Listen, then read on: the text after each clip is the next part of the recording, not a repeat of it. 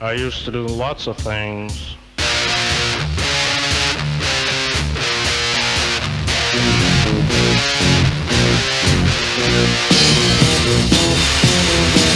I used to do things and I'd say things and Jesus I was evil. Take things and break things and Jesus I was evil. Cool. So welcome everyone to the inaugural episode of the Reckless Musecast. I'm one of your hosts, Joe Garza, and with me today is... Hey everyone, I'm Ben D'Alessio. I'm a co-host with Joe for the Reckless Musecast. And before we get into the topic of this episode, I guess I'll just do like a brief sort of awkward introduction about like what the Reckless Musecast is about. So it's kind of an extension of the Reckless Muse publication, which I started on Medium about a year or so ago.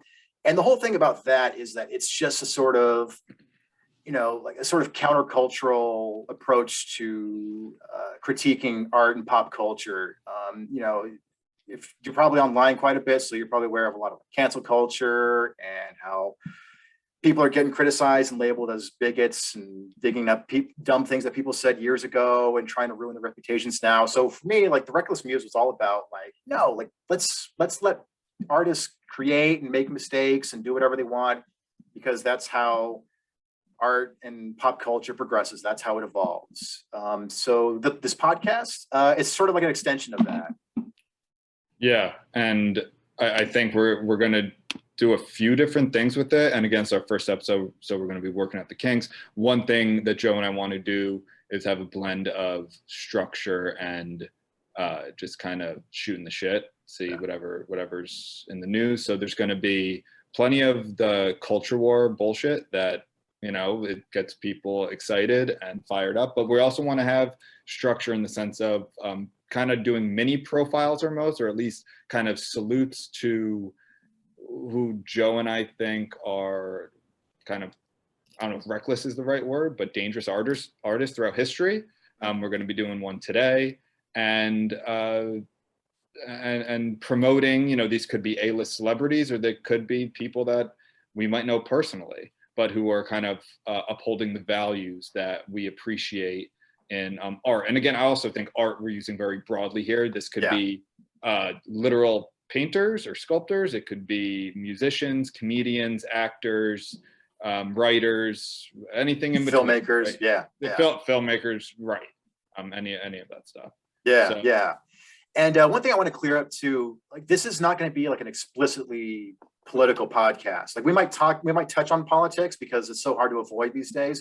But this isn't, exactly. But this isn't like a solidly left-wing or right-wing podcast. Like we're like Ben and I, we're both registered independents. We don't care who you vote for. We're not trying to convince you who to vote for or anything like that. We just care about freedom of speech and freedom of expression for everybody, regardless of their views, their identity, their class, whatever. So that's kind of what the Reckless Musecast is all about. And I think you're going to see over time, we're going to have a whole host of different people on, right? We also want to do interviews, and like Joe said, we don't really care what your politics are, or even if we agree with you or not. I think we're going to see that with our potential first guest on maybe the next episode. And that's, I think, fun. And there's not enough of that. There's a lot of subtweeting, I mean that both literally and figuratively out there, but there's not as much getting people on and talking to them that you might actually very much disagree with, but that's talking things out. And usually you will find common ground. Sometimes you won't, but that's okay too. Yeah. Right. Yeah. Go ahead. Yeah, absolutely. So so we got a lot of cool stuff coming up.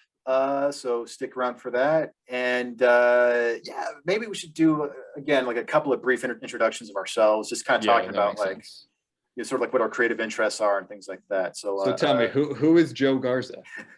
I have a bachelor's degree in music. That's my main thing. I play guitar and piano. I do a little composition on the side. But I've also really been interested in film. So I moved to LA about a year ago, actually. It's July 1st, 2020. So basically, like tomorrow, so this recording, it'll be my 1 year anniversary living in LA. And I moved down here to focus on screenwriting and to get into filmmaking and music and things like that. Where are you from, Joe? I'm originally from the Bay Area, from San Jose. Oh, I'm sorry to hear that. Yeah, I know. From one shithole to just an even bigger shithole. So. No, everywhere has great. I mean, when people hear where I'm from, they're probably going to be like, "What? Why is he ripping on San Jose and LA?" But each their own. Yeah. Go ahead. I didn't mean to cut you. No, that's right. But so yeah, that's kind of what my main thing is. Oh, and then also, you know, I write articles for the Reckless Muse publication on Medium, so be sure to check that out. And Ben, who's Ben? Well, I'm a writer. Like I said, I'm a contributing writer to the Reckless Muse, but I'm also a novelist. I have 4 novels. I've written a bunch of short stories, random kind of political pieces ranging across the spectrum. Like I said, it's kind of whoever I feel like addressing, a lot of satire. Believe it or not, I'm also a lawyer. And I'm not a musician, unfortunately. And I was going to say, Joe, I could have guessed if it was the first time I ever speaking to you with that hair, I would have said that you were a guitarist. I'm very jealous of it. It's beautiful. The girls like the curls, man. No, it's fun because people tell me that I look like Slash a lot. It's cool because I love Slash. I love Guns N' Roses. But I think I mentioned to you, but a couple of weeks ago, I went to an underground Gothic nightclub in Hollywood. Yeah. And it was like a costume party thing. So I went as Slash. I posted some pics on it of it on Twitter a few weeks ago. But yeah, and it's funny. So a bunch of people, like, there were actually like a few drunk idiots who came up to me like, "Hey, are you Slash?" I'm like, "Yeah, dude." "Oh, no, really? Are you really Slash?" I'm like, "Shh." So it was fun pretending to be a rock star for a little bit. Are you tall? I'm 5'10". Okay. So Isn't Slash like 6'5" or something? Yeah, but I don't think they're drunk idiots. They are drunk, so I think their sense of proportion was a little out of whack. But do you shred like Slash? Is what I think I shred a little bit better than Slash. A little bit better. Really? We're gonna no, I'm a bit of a shred head, but not up to that point. But yeah. All right, cool. So I like that profile of Ben. He seems like an interesting guy, and maybe we'll get him on. We'll see. Maybe we'll get him on the podcast sometime. All right, cool. So anyway, so like the general topic for this episode was like the need for dangerous artists, and I think that's a really good topic to talk about to at least start off with, because we're living in this super hyper sensitive time right now, and it's an era that's really hostile to people who take chances, especially if you've taken chances in the past. That's the weird thing. Like, it's one thing if you've made mistakes today. But if he's made a dumb joke or made a movie that was a little insensitive to a certain group or something 18 years ago, people are going to dig that up. And the thing is, I think that's giving it even too much credit. It's perceived insensitivity because the goalposts change. So you could make something maybe even 5 years ago that now would not be would be like problematic. I'm doing air quotes here. And you get screwed. You get raked through the coals for it because. Why didn't you look into the future and see that this is going to be a problem? So I guess that's a good segue into our first kind of mini profile and why we thought this person deserved to be our inaugural, I don't know, what are we going to call them? Or whatever it is for now. We'll call them dangerous artists for now, but it's Lenny Bruce, who, I mean, he is, I'm going to read a quote by Eddie Izzard here. He is the Jesus Christ for comedy. He died for freedom of speech. And if that doesn't tickle your fancy, then this is not going to be the podcast for you, because, we're all about freedom of speech as we're, making a podcast on YouTube. That's a big part of it. And hopefully we get to say what we want to say. I think we're at plenty of freedom of speech arguments, but Lenny Bruce was a comedian, a stand-up comedian. Really, his heyday was the 50s and 60s, and he was literally arrested for telling jokes. He was put in jail, arrested, charged, and in cities like San Francisco, LA, New York, Chicago. Not, in our, I don't know, maybe your parents' lifetime, in my parents' lifetime, which is terrifying. Also great because it doesn't happen anymore, but he basically deserves to get the recognition that we're going to give him. I think maybe some more people know about Lenny Bruce now. Apparently, I forget the actor's name, but someone plays him in, is it The Marvelous Miss Maisel? about stand-up comedy. He's a kind of like a collateral character. So maybe some more people are introduced to him now, but I don't think that many people know about him unless you're really like a student of comedy. Right. I would even think kind of the casual comedy fan doesn't know all that much about Lenny Bruce, and that's a sin. Yeah. So we wanted to talk about him first. Yeah, go ahead. Yeah. And the thing about Lenny Bruce is that he was kind of like the first real like modern stand-up comedian. Right. He was the first guy to come along and be like, you know, everybody else before me was just kind of making innuendos and slightly touching on certain subjects. But I'm going to kick the door open and just start talking about drugs and hookers and the differences between men and women and race and war and all this, all kinds of crazy race, shit. gender, religion, all of the stuff that like is the foundation of the vast majority of stand-up bits, and or not even necessarily stand-up bits, but just comedy bits. He laid the groundwork for. Oh yeah. Did you ever see that movie with Dustin Hoffman called Lenny? That was about Lenny Bruce. No, and I probably should have watched that, but me too. I think we might talked about that during our test run. I've only seen clips of it, but there's a great clip of it from the film where it was just after he'd been arrested for obscenity, for saying bad words. Yeah. And he's standing in front of the audience, and I think the word that he got arrested for is the word cocksucking. And so he goes back to the same club that he just got arrested at. So there are all these cops. They're standing there waiting for him to say something so that they can arrest him. And he keeps dancing around the word. He's talking all about the word cocksucking, but he's not using the word. So he's like, there's a certain word that starts with the letter C and it ends in ing. And it's something that that happens a lot in the homosexual community. And I think a lot of men here have experienced it. I think some women do it sometimes too. But he's not saying it though. And it's like it's just. I mean, what's more dangerous than that? Yeah. Like he's literally saying, he's dancing around a word that he knows will get him arrested. Yeah. In front of the police. Yeah. And he's still doing it to prove a point. Yeah. It's that these are words. And what's so fucking disingenuous about his cases were, it happens today all the time where like the stuffy lawyer pulls out the transcript and he like reads the joke or the comment. It's like, but there's no context. Yeah, and I think I need to find the quote for Bruce, but it's like, now my words are being put on with like his horrible sense of timing. And so like even when he was in court, he was cracking jokes. Yeah. Do you want to read some quotes here just from a few articles? This is Kenneth Tynan, who's a theater critic. He said about Bruce, he's a true iconoclast. Others josh, snipe, and rib. Only Bruce demolishes. He breaks through the barrier of laughter to the horizon beyond, where the truth has its sanctuary. People say he's shocking, and they're quite correct. Part of his purpose is to force us to define what we mean by being shocked. Then he continues, the point about Bruce is that he wants us to be shocked, but by the right things. And this is sidebar, this is what I love so much about this quote about Bruce. It's not being shocked by four-letter words, again, now I'm requoting Tynan, which violate only convention, but by want and deprivation, which violate human dignity. So basically, he's not just this is kind of like, and I've heard comedians talk about this, like it's cheap to throw like fuck and cunt into bits because it's like cheap laughter. Yeah. I don't know if I necessarily agree with that. I think sometimes a nice four-letter word really adds a punch. But I look at this as the equivalent of the jump scare in horror. Like, it's going to get a reaction, but if that's all you have, like anyone can do it. Anyone can just hide behind a door and go like, ah, like that's not real great horror. Yeah. It's more about the psychological or sometimes even the gore and something like that.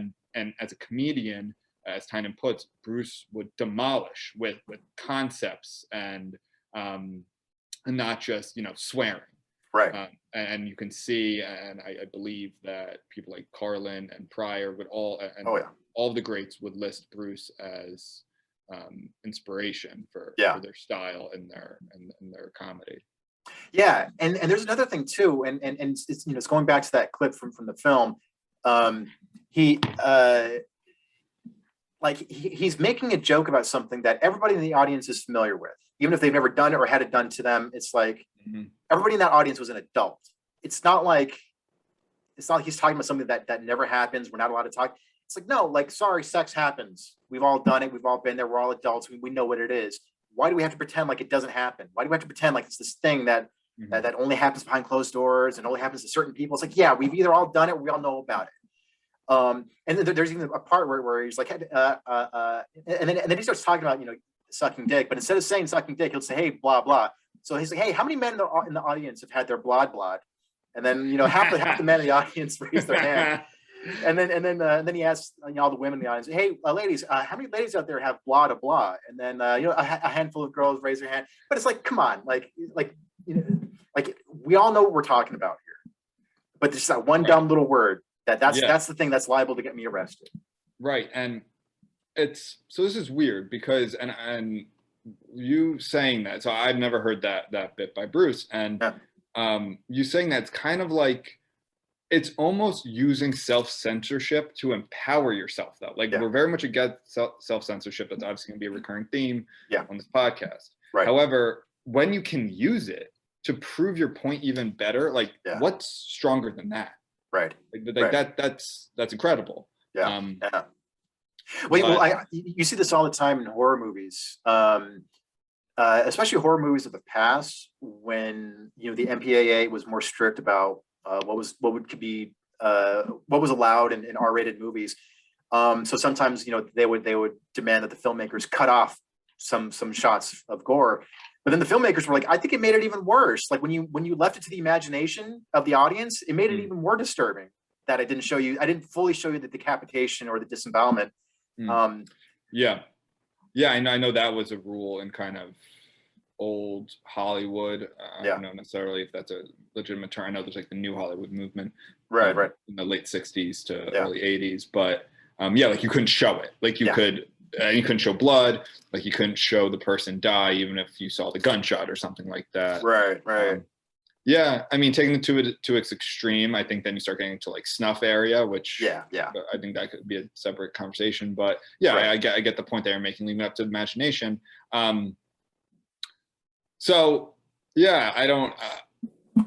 guess we can trend into this territory. I'm not going to say it, but like Louis C.K. would have the bit about the N-word, and he would say like, well, you saying the N-word, now I'm saying it in my head. Like, I know what you're saying. And you're just making me say it. Like, why don't you say it? And it's like you're the one saying it. Now I'm saying it in my head. I'm not saying N-word in my head. I'm saying the word. Right. Same concept, which is funny. But anyway. No, I mean, but it's a good example of this thing of like, we keep pushing subjects away out of the public life. It's just going to make people even hungrier for it. Like they're going to keep, there's going to be such a huge appetite for things that we can't talk about publicly. And I understand, like, okay, like I'm not going to bring a little kid to see to a comedy show or something like that, where I know there's going to be a lot of profanity. Like, fine, I understand that. But it's like, if there are certain things that we just can't joke about, or, there's certain topics that we're not allowed to dive into because, I don't have the right skin color to talk about this thing. It's like, all we're going to do is just empower more and more people to want to go out and search for the very thing that it's like, what is it, like the Streisand effect? With the Streisand effect. Do you want me to explain what that is? Like, because a lot of people, I think a lot of people hear that and they don't actually know exactly what happened. If I remember correctly, it was like there was some photographer who was taking pictures of whatever coast, where I'm, somewhere in California, obviously, like maybe Malibu, like that area, very wealthy area, and he was literally taking pictures for scientific reasons, biological reasons, something like that. Right. And he ended up taking a picture of Barbra Streisand's house. She made a big stink about it, and in doing so, caused thousands, if not millions, of people to search for her house. Had she just kept her mouth shut, no one, maybe the people who read this one small or like scientific journal or whatever it was would have seen it, but now everyone saw it, and because she said something. But another thing about the Lenny Bruce case, and this ties into another figure that we love, Hunter S. Thompson. There's something about Lenny Bruce where it's like, because he abused drugs. He had plenty of vices in his own life, and I think he even died of an overdose. Yep. All the greats do. Yeah. Someday. But I'll be I'll there. really be so lucky. But there's something about people like Lenny Bruce and Hunter S. Thompson where they did a lot of ugly things, and a lot of their work was around ugly things. But they did it. It wasn't just because it was fun or because it was outrageous. They did it to kind of hold a mirror up to society and say, look, this is how ugly we can be. This is how messy we can be. Because I think that, there's a lot of naivete in believing that, all of our heroes are virtuous and just. It's like, no, everybody's broken. Everybody's flawed. And so there's a great quote here from Hari Kunzru in the London Review of Books. And this is about Hunter S. Thompson. The true voice of Thompson is revealed to be that of American moralist. Certainly, he is a misshapen sort of moralist, one who often makes himself ugly to expose the ugliness he sees around him. And sometimes he's just ugly for the sake of it. This is why he sometimes comes over as an out-and-out asshole, whining about money, boring people about his unpublished novel, making a drunken fool of himself, and generally using the facilities and not cleaning up afterwards. His prodigious intake of drugs and alcohol, coupled with his love of guns, speed, and what one high school teacher referred to as his show-off Marlon Brando swagger, has led him to being canonized by hedonists around the globe who have made him a poster boy for the party until they drop bomb tendency. For the same reasons, he is largely dismissed by those who require their writers to behave like grown-ups. This is a shame, since Thompson's capacity for mayhem is just a minor side effect of a personality that functions as a machine for exposing liars and hypocrites. A few missed night's sleep and the occasional broken window seem a small price to pay. And I think that goes back to the larger topic of why we need dangerous artists, because I think real art is authentic. It's not trying to convince or persuade or be the voice of a certain movement. It's deeply personal. But the thing about being deeply personal is that you have to be very vulnerable, and you have to reveal a lot of how broken you are as an artist and how weird your view is. And that's why I'm so on the side of like, look, I don't care if they say, if this artist, this comedian, this filmmaker says, does weird things, makes work about weird, crazy, bizarre, offensive things. I want to see the world through their eyes, because that's going to be the thing that's going to last. It's not something that's trying to cash in on a fad. It's this thing that this person had the bravery to dive into that black abyss of their soul and share it with everybody, to show everybody, look, we all have this. Don't run away from it. Mm.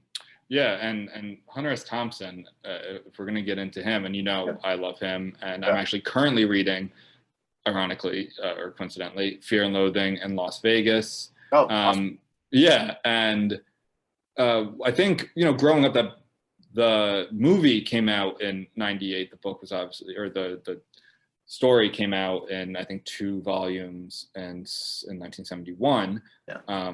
But the movie came out in '98. So like, I remember growing, I was 8 years old, '98. I saw that movie poster in like every one of my friends' older brother's rooms. Like every college kid had it. I had no idea what it was at the time, but I knew that it was like something cool because all of these people who I looked up to, who I thought were cool, had the posters. But when you read that book and you look into what it's actually about, I think all these, they were adults, I guess, some were even kids at the time, had this poster and loved this movie because of the drugs and the car and the drinking and I guess some of the language. But really, it is such a depressing book because it's about the failure of the ideals of the 60s. Yep. And, when you're kind of reading it and you're reading between all the craziness that's going on with him and Dr. Gonzo, his lawyer, go to LA, there's this chapter that just kind of sneaks up on you where he's talking about his time in San Francisco and the high watermark looking west. And the high watermark, and that was about the 60s. Now 69, it all came crashing down really, and the Vietnam War ramped up. And Nixon and the Manson murders kind of put the kibosh on the hippie movement. And then we went into the violence and horrible situations of the 70s. And so that's really what the book's about. And unfortunately, that kind of gets sometimes buried in the mayhem that is Hunter S. Thompson, which also I get attracts people to the book, but I think the other part gets overlooked very often. Right. But getting back to Lenny Bruce, Yeah. I wanted to go do a couple more things. There's this clip of him. I don't know if we should play or we'll put the link in and when we post the pod and on YouTube. But it's interesting. I've watched it a couple times. It's just about 2 minutes long. It's him discussing the sensationalization of the news in 1957.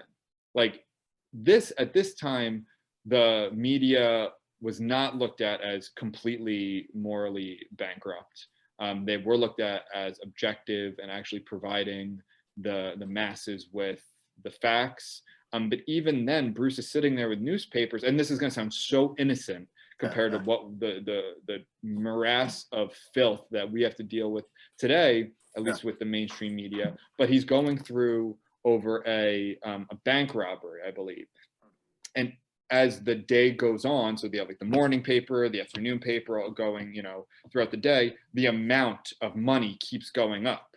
Yeah. Now, I haven't looked into this bank robbery exactly. I don't know, maybe they got the number wrong at first, but it'd be a big coincidence if every time it was reported that just happened to be more money to get more people to buy the papers. So right. I'm going to take it as face value because I'm going to support Lenny here and say that, like, yeah, this is them. This is kind of that very early scenario of the media manipulating the facts for your money. Right. Now it's not so much buying papers as much anymore as, yes, some sites still you subscribe. A lot of it is just getting your eyes, getting your attention. And in fact, I think that's even more conducive to sensationalism because it's clickbait is what we would call it now. Right, right. Yeah. That's interesting. I didn't know that he was also calling that shit out even back in the late 50s. I mean, that must have been because I'm sure back then, things weren't quite as polarized, or at least at the media level.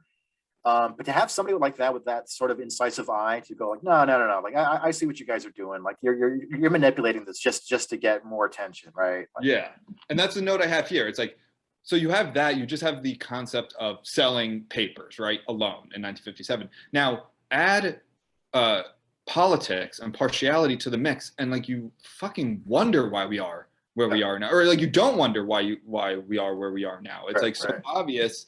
And again, I'm not saying anything really revelatory here. It's figure out your base and play to them as much as possible. Yeah. And that's the problem because that leaves no room for nuance or objectivism or any kind of critical thinking. It's just the reinforcement of the dopamine bursts of getting what you want to hear, whether you're the Fox News watcher or MSNBC or CNN, God help you, whatever it is. Yeah. That's now, luckily, their numbers are crap. I don't want to really go into because we're going to talk about this. You're going to get me going. Here, Joe, you tricked me. You got me going on the media. I knew we should do this, but basically, Lenny Bruce. Point is, Lenny Bruce was ahead of his time, and find it. We'll post the links. A couple minutes, and it's very interesting. I was surprised to see that because he's really not being funny. Yeah, he's just kind of proving a point. Like he's just sitting on the stool going through the newspapers. Lastly, there's one more point I'd like to talk. Do you have anything else you want to add about him before we get into the next point, which I think can lend itself to a larger conversation? No, I'll let you make your last point, and then it'll be my turn to get all fired up.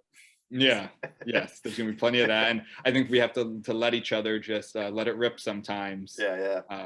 This is gonna be a nice change for me instead of just yelling into the void every day, stomping around my house and scaring my cats. I actually get to yell at someone else who gets to listen. Yeah, you get to share schizophrenia with the entire world. It's great, man. Yeah. All right. So this is from an NPR article, and it's actually from 2003. And so they say, and this is according to David M. Scover, who co-authored The Trials of Lenny Bruce, The Fall and Rise of an American Icon. So thanks to Bruce, there are virtually no topics that are off limits in stand-up comedy. Police stopped prosecuting comedians for obscene language after Bruce's death. It's really Lenny's legacy that he opened up the comedy club as the greatest free speech zone in America. So Joe, that begs the question, is this still true? Are comedy clubs still the free speech, the greatest free speech zones in America? And are there virtually no topics that are off limits? Because my answer is absolutely fucking not. You could do the Leo gif there. Absolutely not. Times have changed significantly since 2003, Mr. Sober. For the worse. Yeah, no, absolutely. And it's crazy because I've been to the Comedy Store on Sunset Boulevard several times. Yeah, you should be. And it's I mean, this is like one of the most iconic, places for any comedian to perform at. And this one time, one of the times I went, it was one of the nights where, like, over the course of like 2 hours, they just had a bunch of comedians doing 15-minute bits, and some of them were kind of big, and some of them were sort of up and coming. And there was one guy, one older guy, I can't remember his name. He wasn't very famous, but he went up and he made some politically incorrect jokes, and half the audience got like really awkward, or they didn't start booing or anything. They just sort of like, yeah, what do you expect? This is the Comedy Store. This is where like the most offensive comedians made their mark. Like, what are you expecting? What do you remember the context? Like, so do you remember what the politically incorrect topic was? I think it was race. I think it was making a joke about white people and black people or something. It wasn't even that bad. It was just kind of dumb. Was it not funny, or was it just like, was it not too real? It was funny. I thought it was funny, but when the comedian noticed that the audience wasn't really digging it, he was even like, "Oh, come on! Like, don't like what? Is it just a bunch of millennials in here? Like, what? Like, why you guys didn't think that was into funny?" that well? Yeah, exactly. He's got to lean into it, and I guess I don't think I will ever get on a stand-up stage. I don't have the cojones for that, but I think you got to lean into it there and just own it, or else don't apologize. Basically, they hate you more if you apologize. Oh yeah. Did you tweet that recently, or did I see that somewhere else? I don't know. I've definitely tweeted stuff along those lines. Yeah, but, never apologize unless you actually think you did something wrong. But if you told a joke and people just didn't like it, then that's no reason to apologize. Right, exactly. So anyway, so the comedy, I guess, the comedy venue, stand-up comedy venue, I would say it's not at all the free speech zones that they used to be. In fact, I would say that podcasts are going to be the new, or are the new kind of bastions of free speech. Yeah, I think so, man. But the comedy thing, that's especially frustrating. I think it was even, what's her name? Who's that chick that looks like Bette Midler? I think she's on The View or one of those shows. Is it Joy Behar, I think? Oh, yeah, I guess. That one. Anyway, but not Whoopi. No, it's definitely not her. No, but she's super woke. But even she's talked about how comedians don't have as much freedom today. And she was talking about, like, 20 years ago when she was doing clubs, she's like, it got especially cool after midnight. Because comedians were just swinging for the fences, and they would just go out and be as outrageous as possible, and the crowds were smaller because it was much later at night. But she goes, you can't really do that. There's no real space to experiment, and sometimes people went over the line, but that was okay because it was a joke. We knew that everybody was trying stuff out. Yes, and I think I think we're going to end up quoting, or at least I am. I listen to so many podcasts. We're going to end up quoting other podcasts a lot, and that's fine. I think, Joe Rogan says it's all, and he's quoting someone else in saying this. I don't remember who exactly. It might be Patrice. I can't remember exactly. But it's like, even bad jokes, they're all coming from the same place. Right. Like, they're all coming, we're trying to make you laugh. We're trying to push the envelope. We're rarely, maybe you get some edgelord comedians. I don't know. They're probably not going to make it very far. Sure. Who just want to offend. I think that's inevitable, and they won't last very long. But it's all coming from the same place. It doesn't mean that if you don't laugh, you're stick in the mud. Some comedians aren't funny, but I think the point is the topic itself should not be off limits. Right. Some of the funniest bits and jokes and whatever you want to call it are about, like, the stuff that you won't hear about anywhere else. Right. And I think that's a beautiful thing. And a lot of times when you laugh at something, I don't know, it could be about like the AIDS epidemic or 9/11 or school shootings or something. it adds some levity to horrible events. Yeah. It doesn't mean maybe you're affected personally by something, you won't find that joke. I can appreciate that. Sure. But we can't live that way. Right. We can't have this universal empathy, because then everyone's been affected by something. Right. And if we have this Christ-like empathy to everyone, it's going to be a very sanitized culture. It's going to be opposite of what we're trying to achieve with this podcast. Yeah, absolutely. And I think one of the other things too is that a lot of these woke scolds, what'd you call them? Woke scold. A woke scold? What's that? I've heard of many derogatory terms for woke people. For a woke person, it's exactly what it is. It's a woke person who goes around scolding people for not. Woke scold. For being problematic. Okay, that's or whatever. Good. It's funny that they constantly use the term, or they always use the phrase like, "We're on the right side of history," or "that person is not on the right side of history." Yeah. I think when people use that term and when they apply that phrase to themselves, I don't think they've read any history book, because history has constantly shown that it is never kind to people who silence ideas.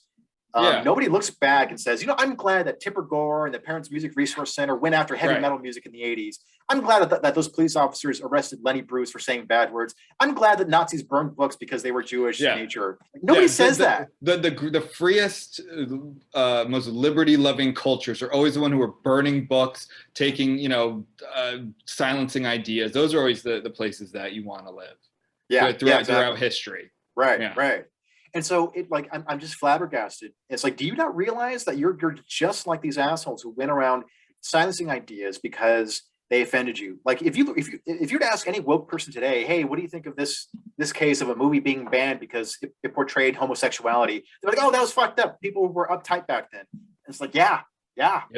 And what they also don't get is, Joe, you're going to get me going. Yeah. What they also don't get is it's going, and it's actually going to be a pretty good segue. I think actually it's a perfect segue into our next piece we want to talk about, is that it will come for you. Yes. It will always come for you. Scholars of the First Amendment will tell you, and there's a fantastic a documentary on the not the founder, but one of the stars of the ACLU. I believe it's called The Mighty Ira. He was an attorney from New York who really handled these very controversial First Amendment cases. One of the big ones being again, he was a Jewish man who represented neo-Nazis in Skokie, Illinois, which not only is a very Jewish suburb of Chicago, but specifically Holocaust survivors who lived there. So not just Jewish, Holocaust survivors. And he represented the neo-Nazis because he understood that if we silence them, then who will be next? It will always be someone next. The government will not give up power, right? Then basically it's a slippery slope argument. Someone will always be next on the chopping block. The best thing to do is to fight bad ideas with good ideas, fight bad speech with good speech. Noam Chomsky, as much as you love him or despise him or somewhere in between, kind of like where I am, he's on record as saying, and you can find his quote saying, the First Amendment, I'm going to paraphrase him here, it's not about protecting speech that you like. It's about protecting speech that you abhor. That's what it's about. Because we don't need to protect speech that you like most of the time. Right. And these scholars and lawyers or whatever, they will tell you that this is really the point of the First Amendment, is to protect bad speech. Right. So I think that's a good segue into the next topic we want to discuss, which is the godforsaken hellscape that is the young adult novel, young adult fiction community. I have to tell you that I am a novelist, as I said, but I have very little experience in this community. I've read a couple of John Green novels. I love John Green; he's fantastic. But other than that, I know very little about it. It's not for me. That's fine. I'm not against at all adults reading young adult. I just like when people read, so I'm not judging at all. It's just not for me. Yeah. That being said, this is truly if you have any doubt in censorship, or if you're kind of black-pilled on censorship And And you think that cancel culture isn't a real thing or whatever? No. If you think it is real and you're blackpilled on this concept, do not go look into young adult fiction area because your suspicions will be confirmed. Yeah. So we want to talk about, and there might be more. There probably are more recent examples of what we're going to talk about, but I particularly liked this topic because it just like chef's kiss epitomized what I bring up all the time. And this is what I'm going to dub, or we've dubbed I think it's Kosoko Jackson incident. Yes. And he's the perfect counterpoint to Lenny Bruce and Hunter S. Thompson. Like, those guys were mavericks, and they pushed boundaries. And they didn't give a fuck when they offended people. Kosoko Jackson is a perfect example of a pussy. Exactly the sort of person that we don't, the sort of artist that we need less of. And look, I'm not for more reason than one. Right. And hold on, I want to put on the record here, not for his race or his gender or his sexuality, not at all for those reasons. Right. For many other reasons, though. Yeah. So we said we want less artists, less of what he did. Is what I mean. less of his substance, not his identity. Yeah. Just trying to put that on record. But anyway, so go ahead. Yeah. So I actually have. Let's do like a brief intro, because I also have kind of personal story about Kosoko. But do you really?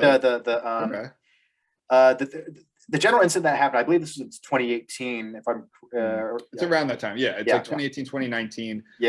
He's because it is important to what happened. He's a Black. I think he identifies as queer, Black queer man, and he's not only a fiction writer, but he's also what's called what's this term? Sensitivity reader, which is basically you know what I was just about to do. I want to make a rule. Sidebar real quick. I want to make a rule. I want to refrain from Holocaust and Nazi comparisons. That being said, sensitivity readers are the Gestapo of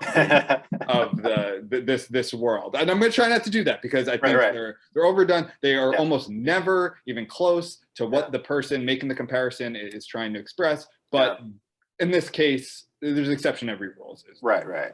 So real quick, since you're a novelist, have you had to deal with sensitivity readers at all? Like, have you? Absolutely fucking not. Okay, good. If I will never allow a sensitivity. I don't even want beta readers, and maybe that could be to my detriment. A beta reader, if you don't know what that is, a beta reader is basically before you publish the book, you send it out to people to read it, and they critique you. I don't care. I don't care what. I trust my editor. I have two fantastic editors. I trust them. I don't need anyone else to read. I know exactly what I want to say, and the points. I don't have points I'm trying to make. The story I'm trying to tell, because they're fiction, and I don't need anyone else. I've written from perspectives of straight white men like myself. I've written from perspectives of Muslim men, mixed race women, all different types of women. A bisexual Greek god was the protagonist of my third novel. So I've written from all different perspectives. And my thing is, you can critique it. You can, freedom of speech does not mean freedom from criticism. That's fine. You can criticize a book. If in my first book, I wrote from the perspective for some of the book of a Algerian Muslim, kind of teenager, 20-some-year-old. And maybe an Algerian would read that book and say, this is not authentic. And that's fine. That's my fault. That's okay. That doesn't mean you take the book off the market. That doesn't mean you cut the chapters out of it. You know, that's different. So, so basically, I would never let a sensitivity reader. If you are a sensitivity reader out there, don't ever read any of my books. Put them back. I don't want you to read them. But let Ben appropriate all these cultures freely. Yes, please.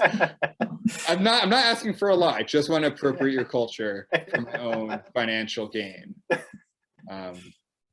But okay, good. I'm glad that you refuse to be sensitive to your readers. I think that's I'm not writing edgelord stuff, but but the point is that what becomes edgelord then becomes so like, well, you know, let's dive into this because Yeah, it's a good example. So Kosoko Jackson wrote a novel called A Place for Wolves. It was so harshly criticized by a small group of people that he retracted his work.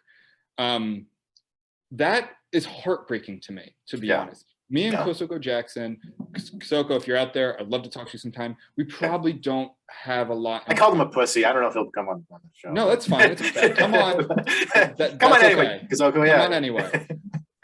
That breaks my heart that you retract, or I know how much work and time, you know, especially, and I heard interviews with him. It's not like very few people can just write novels as their full-time job. So many people work, like myself, work a job and you moonlight as a writer and you spend weekends inside and you skip going to family functions or meeting up with friends for dinner and drinks or whatever it is to write your novel. And sometimes these novels can take years to write and rewrites and edits and all of that. And the fact that someone to retract their work, it honestly breaks my heart. Like I'm being sincere here. It's terrible. That being said, you know, we don't like that he succumbed to the mob, right? Ironically, Jackson was one of the louder voices speaking out against another writer who, I forget her first name, her last name is Zhao. And she wrote a kind of fantasy type novel that had fake, like they didn't even have real races in her book, but because they resembled like white and black and brown and tan and all these other and whatever they are, and some felt white saviory or whatever it is, he basically joined on the dog pile on her before his book. Again, this is before his book was similarly raked through the coals. So I don't feel bad for him in that sense.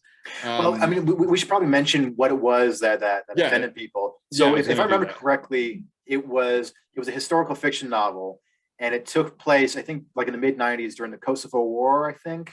During the Balkan War, and it was and I believe the two main characters were teenage boys, gay teenage boys. I think it was kind of like a bit of a romance thing, and people were upset because of the way he portrayed Muslim. I think so the villain was Muslim. Yes, and I think I haven't read this book, and part of it is because I don't want to read the book, but the other part of it is it's very difficult to get. But so I think the two protagonists were the two main characters were like American gay boys or men, and they were in Albania and Kosovo, which is predominantly Muslim areas of the Balkans, and apparently it was very not only insensitive to those cultures, but also kind of using like genocide. I think it very much think I'm not going to get political here, but I think it very much was a genocide of the Kosovars and Albania and like the Muslim Bosnians and all of that. And he was kind of using it as a backdrop for like maybe like a plot device or something like that. I don't necessarily agree that that's a problem, or it is or it isn't. I don't know. But I know that there was a lot of Islamophobia critiques, and again, so bad that the book is virtually unavailable. I think you can find it for very expensive prices on Amazon. It's not like it's just out there. And that's our biggest problem. I have no problem personally with the critiques on his work. It very well might be insensitive and shitty and kind of gross, but that doesn't mean you remove the book. It doesn't mean your sponsor should drop or whatever it is. And I think that just, like you said, I think it just kind of makes it more of a pussy. Like keep the work out there, write a better book or something, or explain yourself or whatever it is. But again, the content here, you're going to hear this with us plenty, at least from me, it'll come for you. And it came for him. This was a sensitivity trainer, a Black queer writer. Excuse me, sensitivity checker, reader, Black queer writer, and they came for him.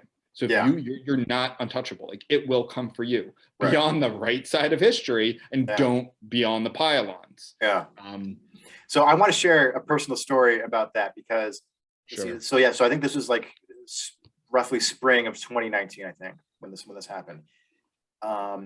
And I was fairly new to Twitter. I'd had a Twitter account for a few years, but I wasn't active on it at all. So Wait, this is the when? first time. This was in 2019. You only got Twitter in 2019? No, I think I got Twitter back in 2011, but even then Okay, I didn't use it at Me all. too. Okay.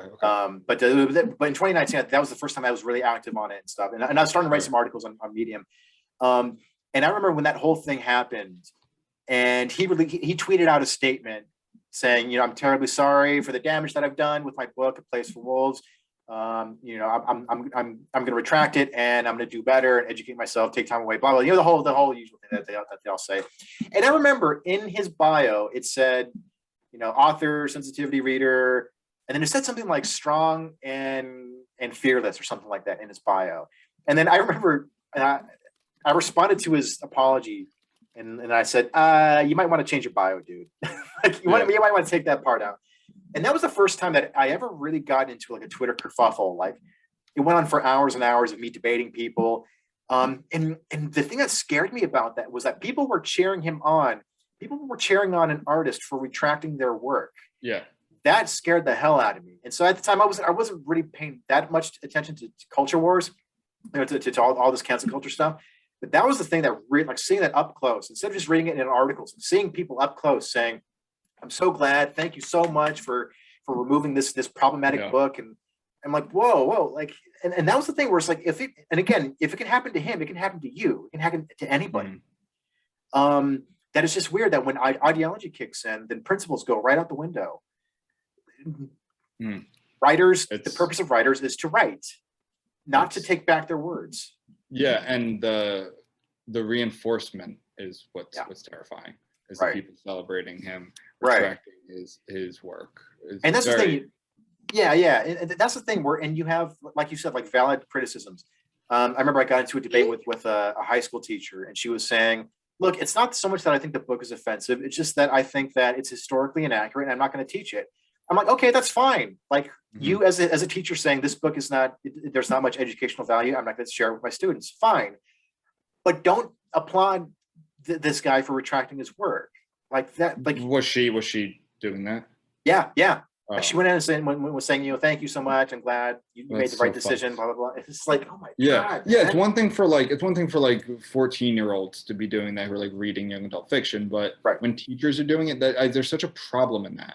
Yeah. And she to be honest, this teacher probably just said that to kind of save face. Like I bet she doesn't want to teach it because of the same reasons that it got criticized, right? Which is just wrong. Again, so freedom of speech also includes freedom from compelled speech, right? You don't have to be, you shouldn't be told what to say either.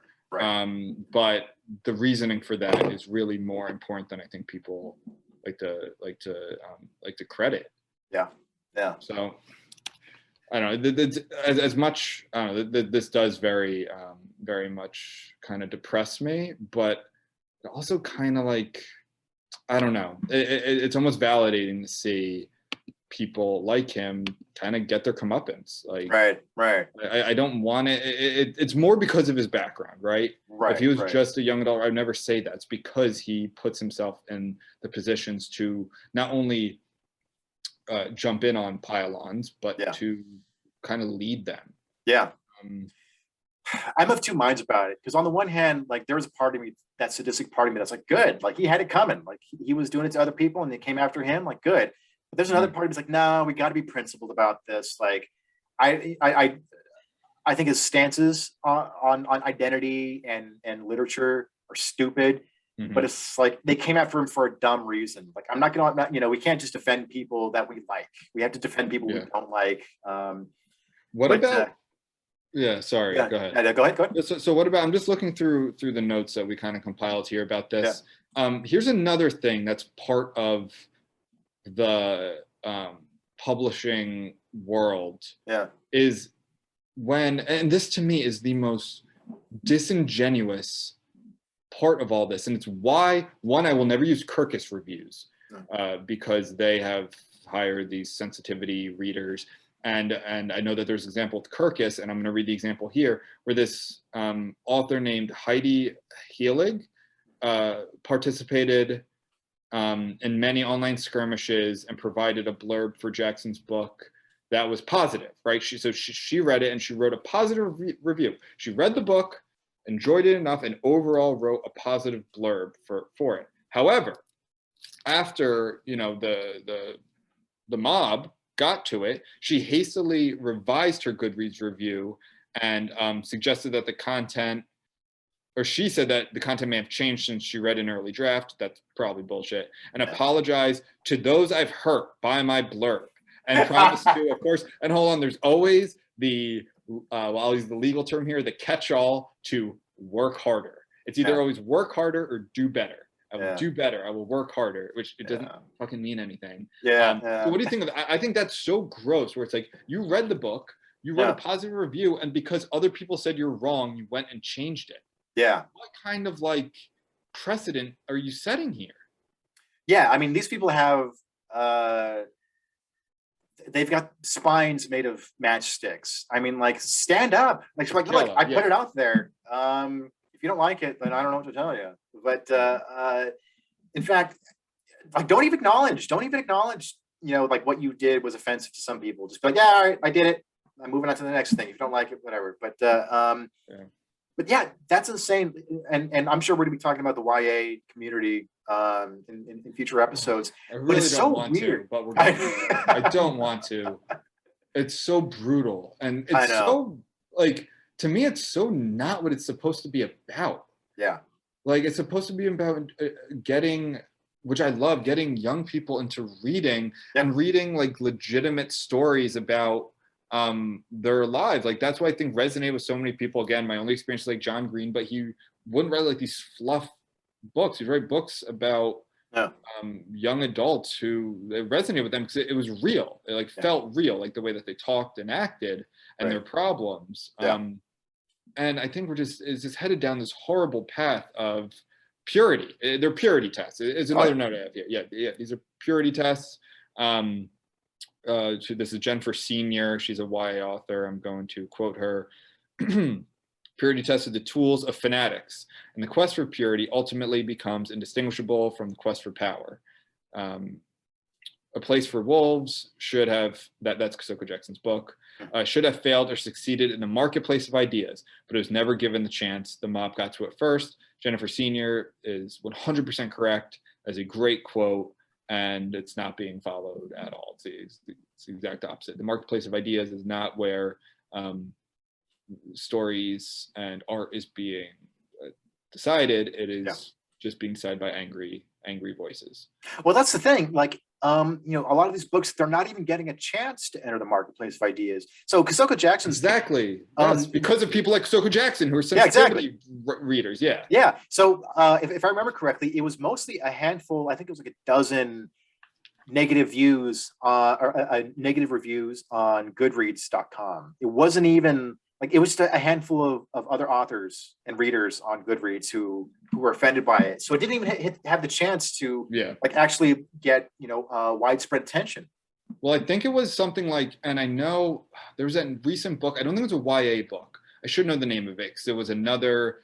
Basically it was Mein Kampf. Sorry about the Nazi.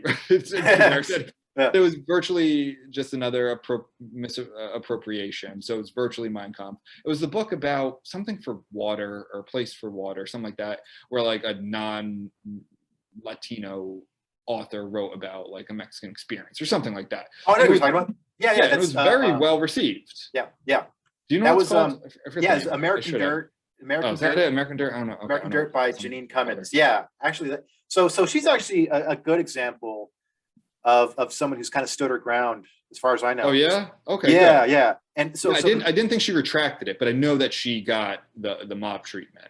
Yeah, she got the mob treatment, and she got a lot of death threats. Yeah, I know. Yeah, she got a lot of death threats, and so her book tour had to get canceled because of they were afraid to have to protect her at whenever she went to a bookstore.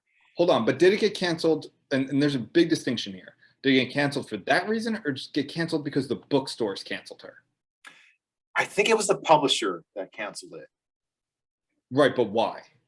Oh, I mean, you might not know the answer, because here the point I'm trying to make is that if there's literally crazy wokists out there who could hurt her, and they decide not to go on the tour for that reason and hurt the people who are attending it. That's one thing, right? Right. But if it's because the bookstores find the book offensive and they don't want to host her, that's a totally different issue, which is much different. Now, I don't know. Maybe it's a mixture of both, right? Right.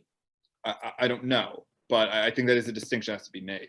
Yeah, no, I want to say that it was the publisher that canceled it because it actually said the book tour was canceled. It wasn't just that bookstores were backing out. It was said like the actual tour was canceled. True. But yeah, for the reason, and this is, I'm sure we'll talk about this at other points as well. But that stupid idea that it's not your story to tell, because the book was about a woman, a Mexican woman and her son fleeing gangs in Mexico. And here's the thing: if anything, from what I understand about the book, I haven't read it, but reviews about it were basically that it showed immigrants in a very positive light. It was in a very empathetic light. Yeah, so it wasn't like it wasn't demonizing Mexican immigrants. Yeah, it was not a right-wing book at all. Right, but the things that's not a great point that you just made that I want to talk about is that's not the point anymore, though. Right. It's not about the content or the substance of the work. It's literally about the identity of the artist. Right. Exactly. You shouldn't be, and that's going to bring us back to Kosoko Jackson here. I have another quote from him. Yeah. He was saying he believed that, for example, women shouldn't profit from writing gay men's stories. So, like, it doesn't matter that those could be the most empowering stories for gay men that gay men across the world love. And it just happens to be written by whether it's a lesbian woman or straight woman or whatever it is, doesn't matter. She can't write that story, according to people like Kosoko Jackson, which is so like mind-numbingly disturbing to me. Right. So it's all about identity now. It's hyper identity. Yeah. And I wanted to say one more thing. Yeah, I want to read one more quote. Yep. And then comment. Oh, God. Okay, so this is from Ruth Graham at Slate. So again, it's about the Kosoko Jackson issue. But a landscape in which a handful of online critics can hound an author into retracting her own work is something much more foreboding, and hardly one in which new and genuinely interesting voices are likely to thrive. Well, Slate, you assholes push all of this hyper-identitarian crap, and I don't want to hear like substanceless platitudes from you guys when you feed this monster. Like, don't you dare turn around and start talking about foreboding and the interesting voices, because you guys push this crap. You and the vast majority of these left-leaning publications, usually far left-leaning publications, and then you go, oh, what's going on? This is so scary, right? Well, it's like, then stop constantly publishing articles about whatever identity is de rigueur at that time. Right. So it nauseates me that someone like Slate would be publishing that, because you've lost my trust on that. You don't, like, again, well, you can write whatever you want, right? Freedom of speech, but you've lost my belief in you, right? What you say, you've lost your credibility is what I'm trying to say. Yeah. So I'm not looking to you for these types of comments. That's weird that Slate would put that out. I mean, it's also weird, like, you shared that quote from NPR back in 2003, basically heralding Lenny Bruce as a free speech warrior and how necessary he was. Like, have you seen NPR recently?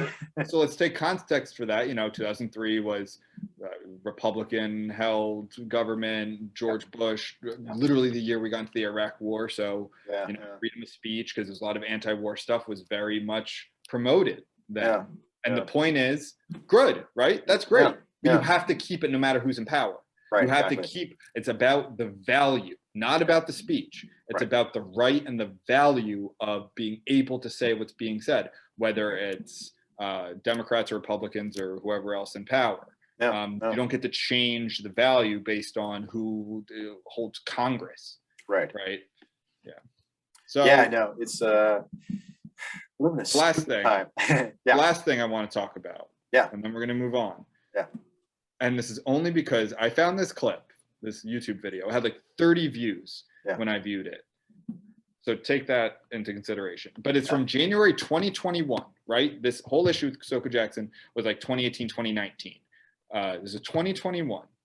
And there's the YouTube channel creator, I don't know what her title would be, but she's clearly involved somewhere in publishing and fiction and things like that, has an interview with him. And she keeps referring to his new book, it's called Yesterday's History, as his first book. She keeps saying that, your debut novel, almost as if this whole thing, this whole issue never happened. And it's so creepy. And because she says it so many times, your debut novel, your first novel, and kind of talking about the process and all of that, as if this never happened. And it's so weird. And I went on to A Place for Wolves, the Goodreads page. Again, Place for Wolves is the controversial book. There's 177 ratings. There's 91 reviews on Goodreads. So like, what is she saying? And it's very creepy where she obviously doesn't want to even let him know that she knows. Yeah. Very weird. But yeah. And what's up with Kosoko Jackson constantly getting his grubby little mitts on history? I think it's a bigger crime. No, but seriously, I have no idea what. I think that I don't think I watched, unfortunately, a good amount of the interview, and I think it's about him. I don't think it's about history. Right. No, but I think I watched the first 30 seconds, and it was just a profile on him. But yeah, like what the hell, man? That's so bizarre that they thought that they could just pull one over on us like that. I mean, look, like it's not like very many people saw that, so most people won't notice. But it's such a weird. Well, now after our 500,000 listeners from this podcast, after they're gonna go and watch the clip now, which we can put in. We'll put the description box in the description and on YouTube. But it's very, very. And I commented on it. I had the only comment. You know what? I want to go see. I would like to see if she responded. I said, "Why do you keep saying that?" And of course, the title's fucking diversity in the YA. Like that's the most important thing. Diversity in YA and adult markets with Kosoko Jackson. One comment, Ben DeLassio. Why do you keep referring to Yesterday's History as his first book? It very much isn't, ellipses. Yeah, it's from Jan. It's 32 views. So you and I viewed it. And that's why I went up at 30. Very, very strange. I don't know. I'm not going to tell her how to do her job, but I'll tell her. I'll tell her how to win. It's not his first book. We know what you're doing. Like okay. Do you want to go on to the last? Oh, I wanted to ask you, Joe, and I don't want to get too personal. Are you Mexican? Is it okay to ask someone if they're Mexican? Yeah. I'm Mexican. How do you feel about American Dirt? About a gringa writing American Dirt? I couldn't care less about it. I mean, she's not stealing your story. Well, why does she get to write? Why don't you get to write American Dirt? I'm gonna email her right now. Give me credit for that book I didn't write. No, it's I mean, I couldn't care less. I care more about the craft. I haven't read it. And here's the other thing. A few other prominent Hispanic authors praise the book. They're saying, "Oh, it's a gripping portrait of what's going on in Mexico and drama, blah blah blah."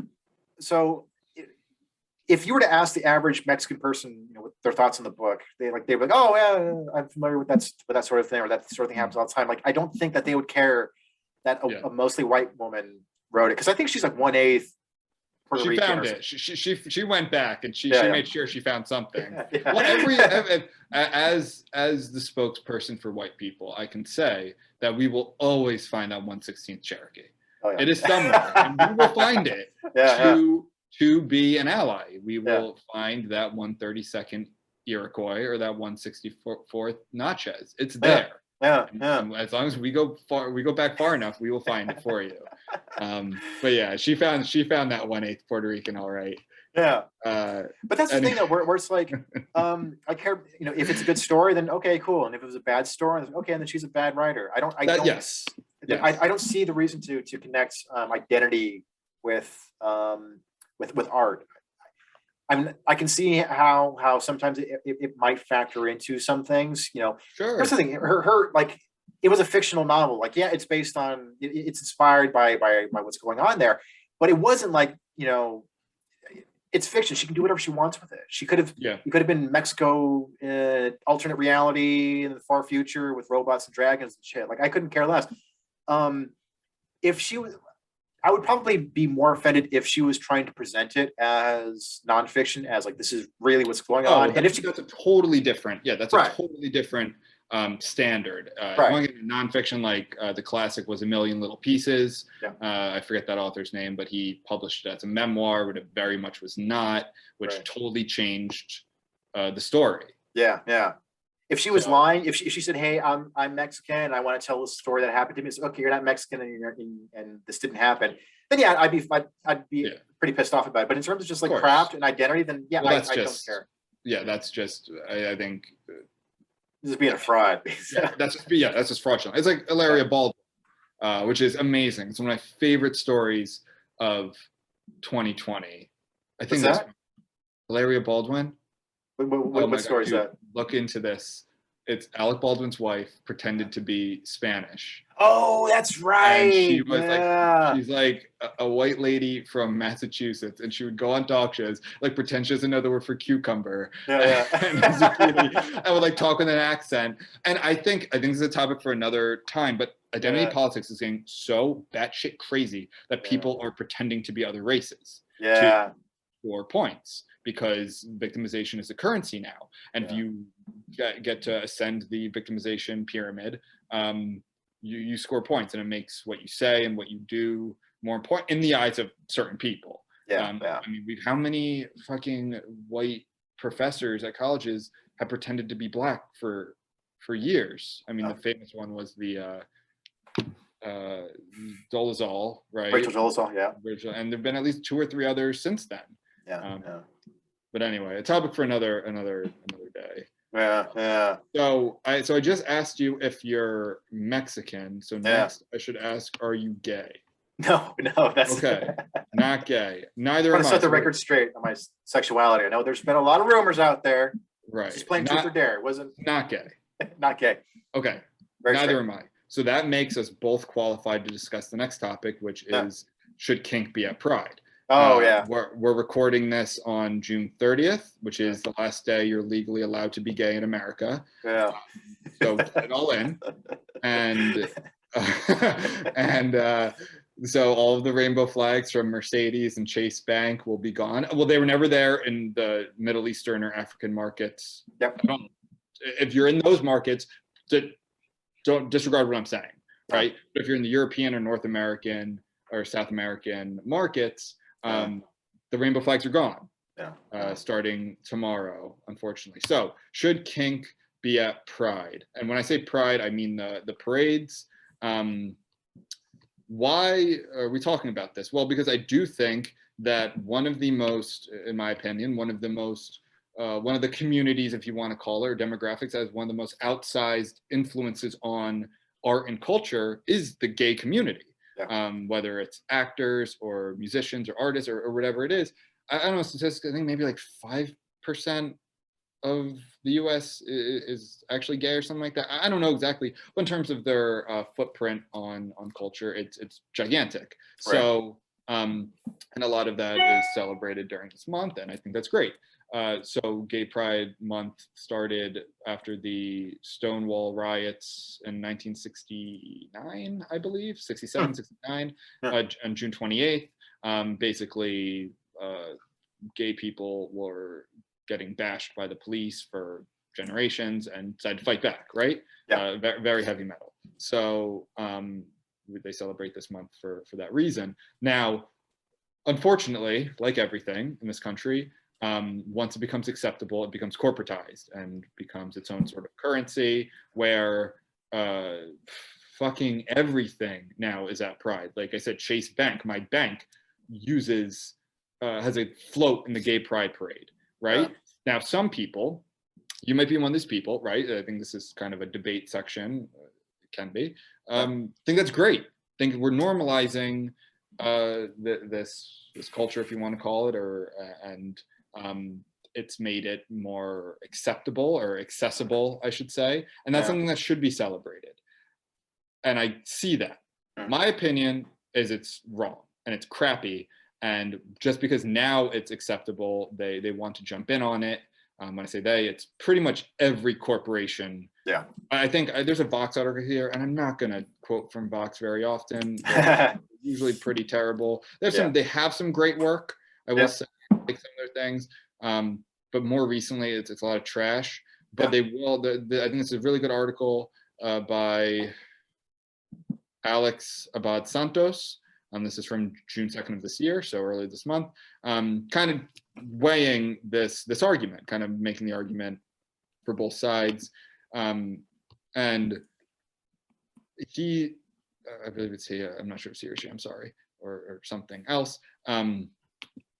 makes the argument that no, like kink should be at Pride because really, if you don't, it leaves out so many kind of subgroups, I guess you would say, of the LGBT community, and it kind of loses its value. They'll say that it's really about sex and it's about counterculture, and having corporations and banks and every other company under the sun at these parades dilutes it. It sanitizes it from what it's really about. It's about like what we're trying to create with this podcast.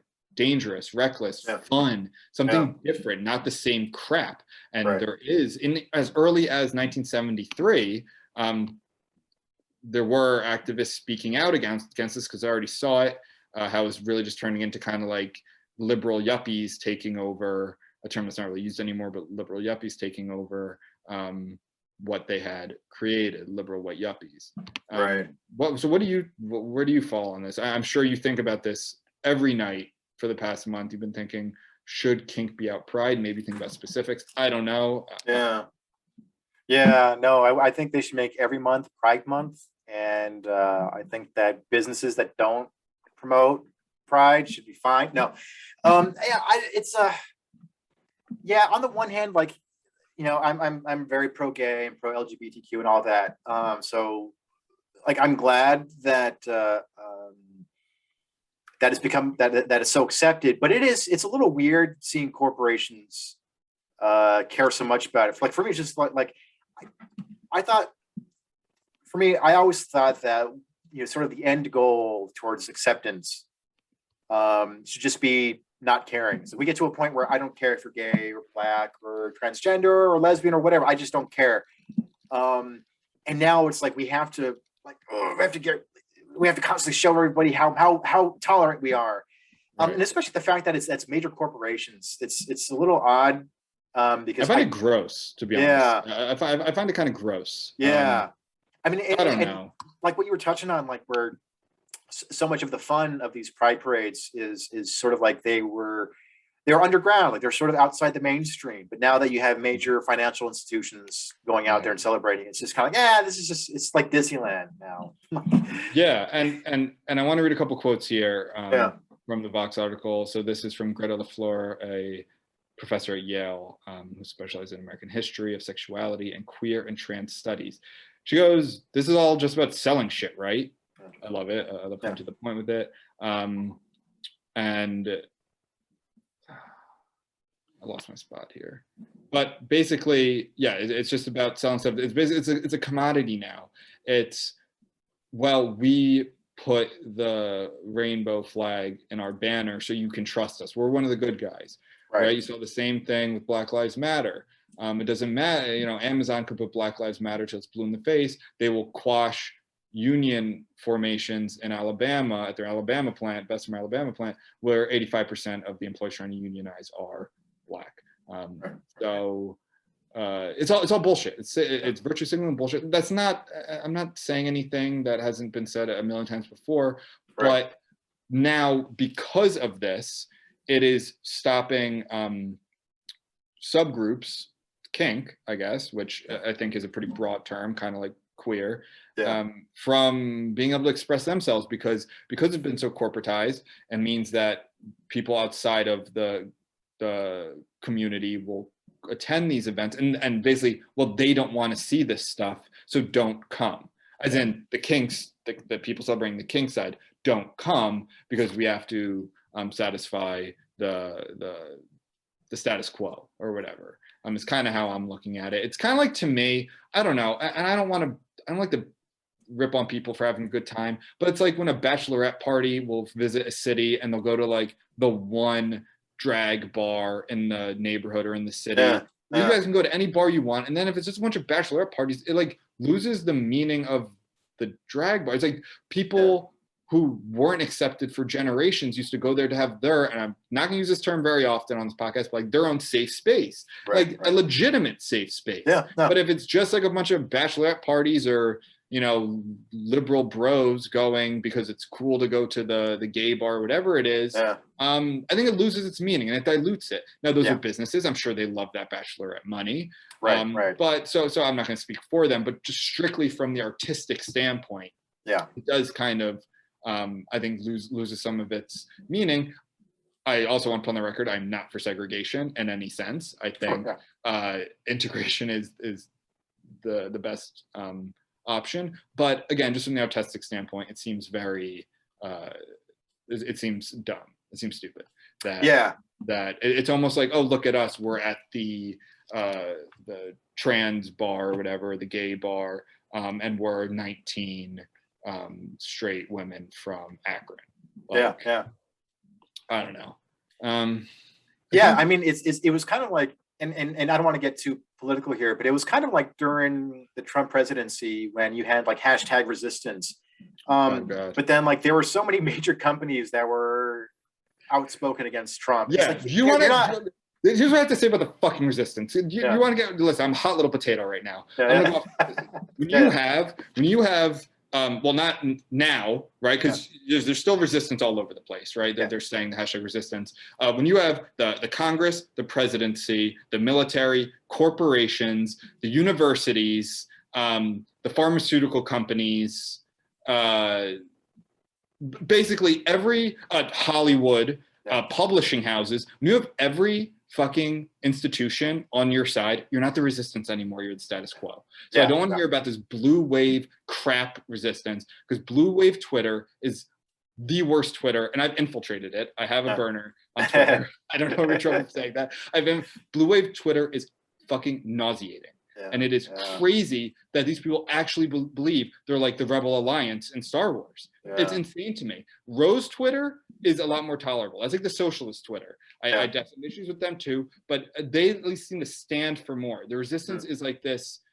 It's like the people who have Dr. Fauci candles, like he's St. Peter or something, or like they read their kids Anti-Racist Baby and are in the RB Ruth Bader Ginsburg book. Like it's so crazy to me.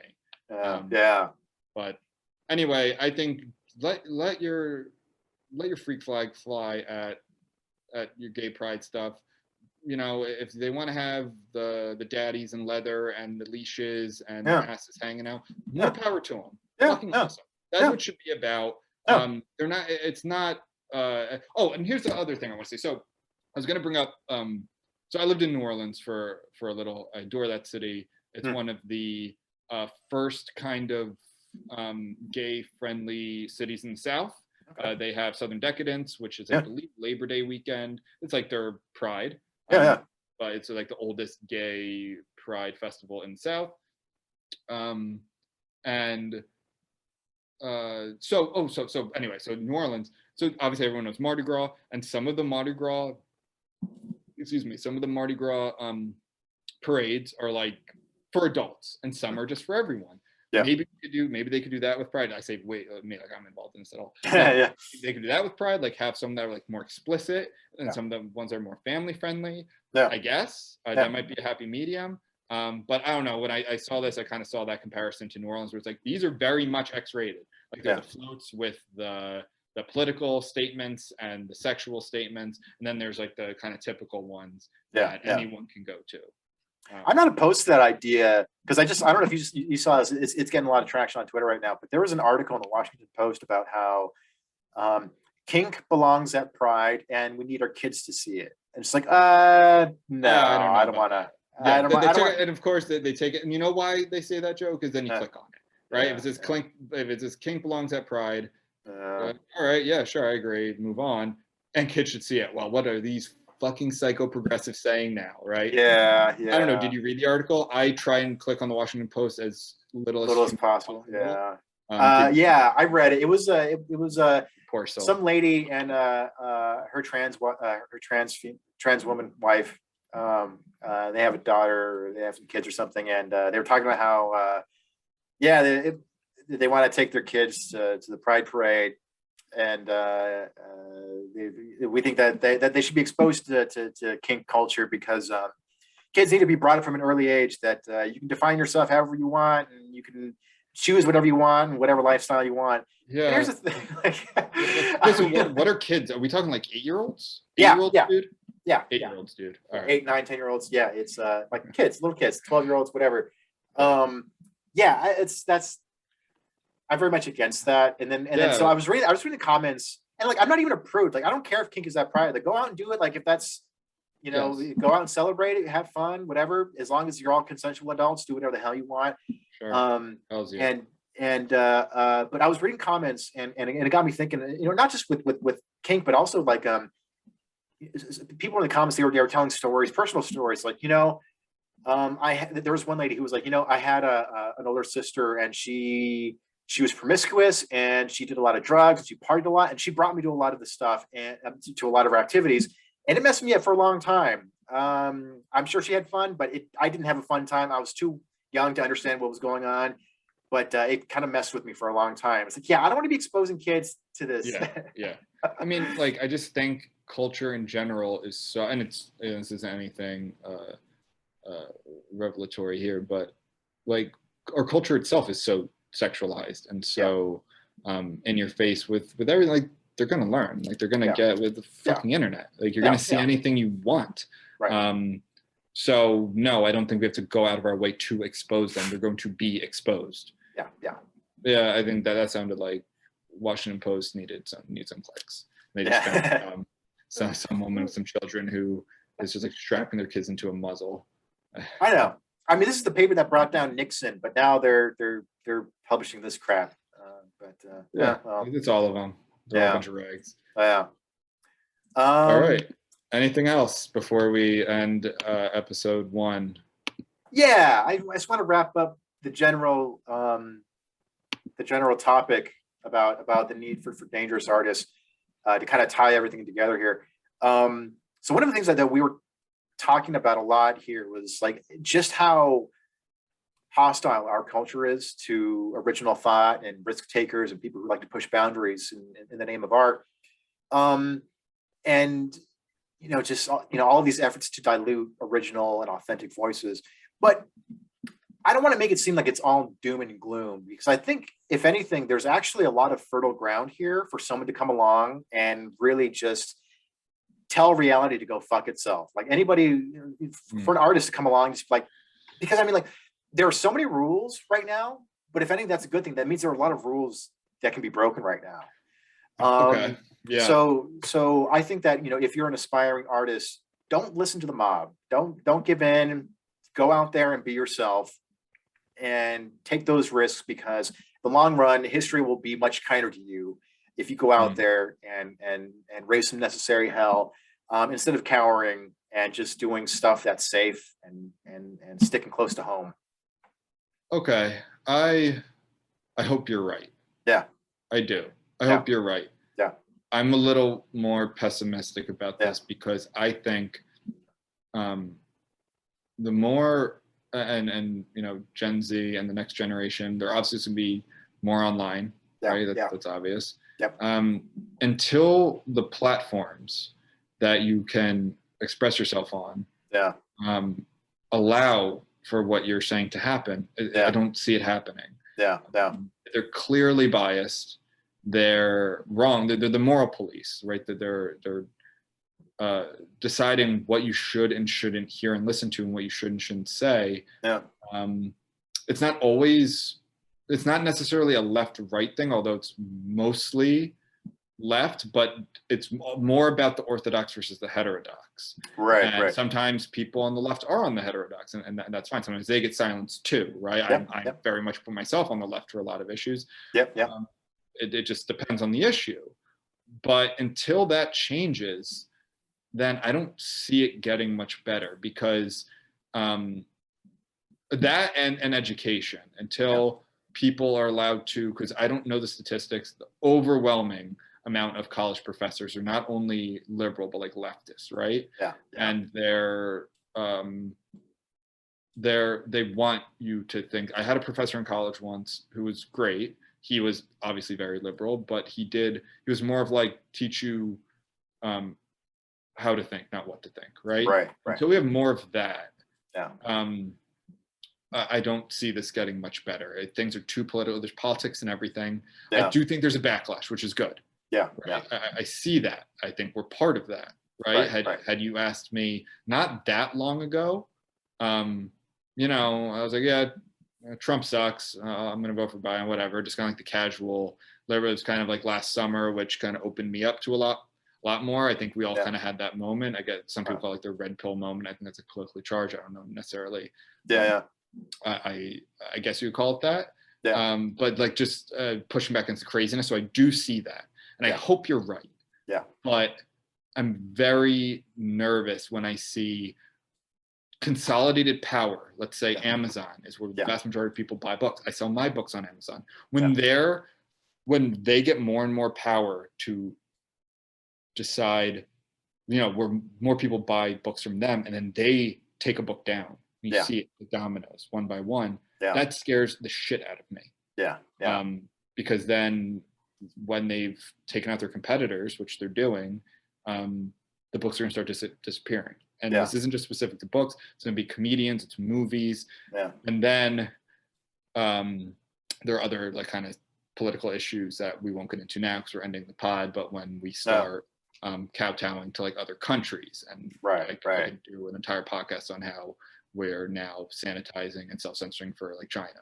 And that scares the shit out of me too. So I don't know. I think the next few years are going to be very I think this is gonna be like the battleground for these kind of fights. Luckily podcasts have taken off. So I do see them as being kind of the helm's deep, right, of this fight.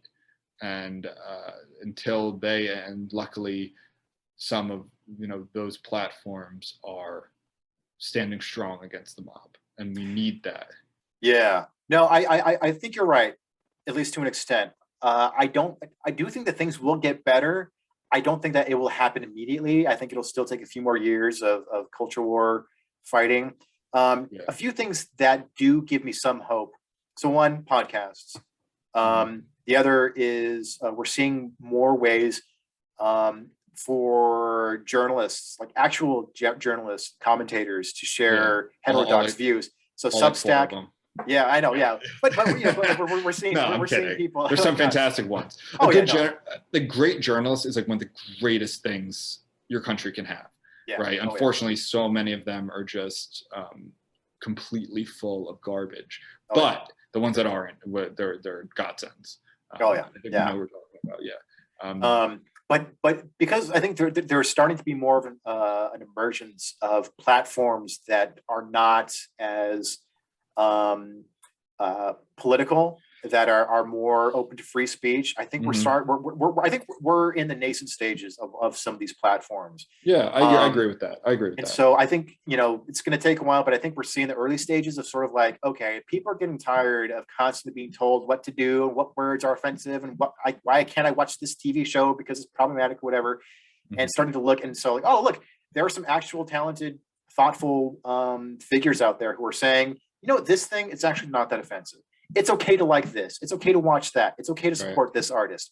I think sometime in the next few years, we're going to be seeing more of those views becoming more mainstream.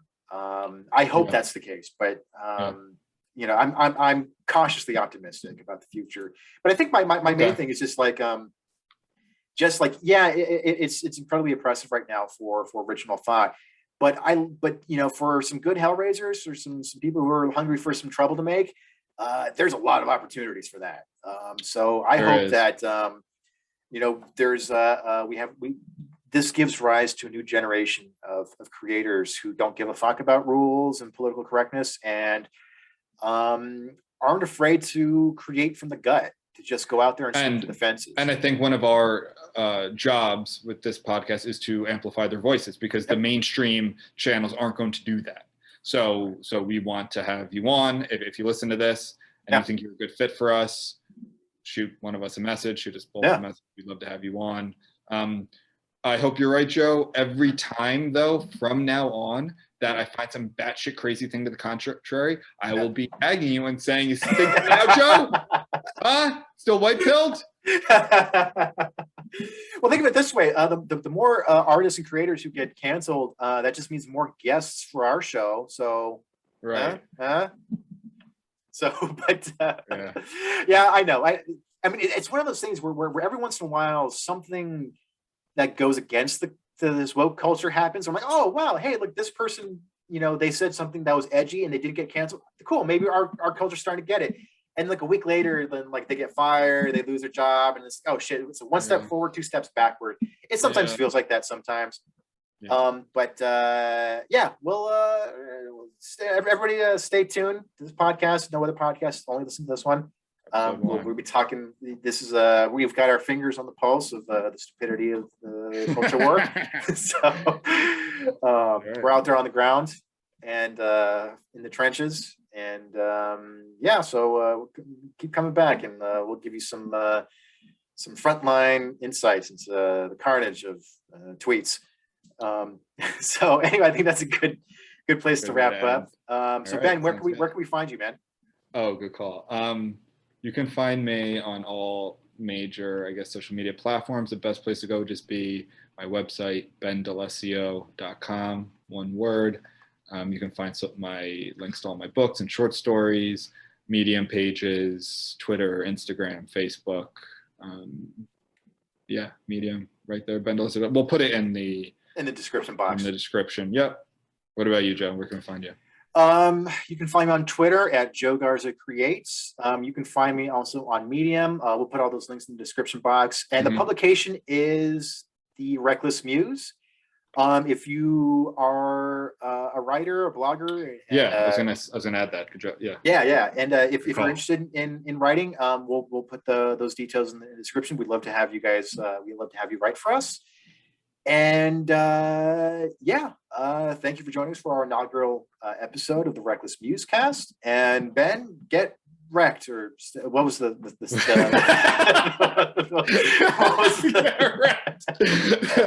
it was supposed to be a lot more cool. It was supposed to be, I say, stay reckless, Joe. Oh yeah, stay reckless, Ben. Stay reckless, Joe. All right, thanks everyone.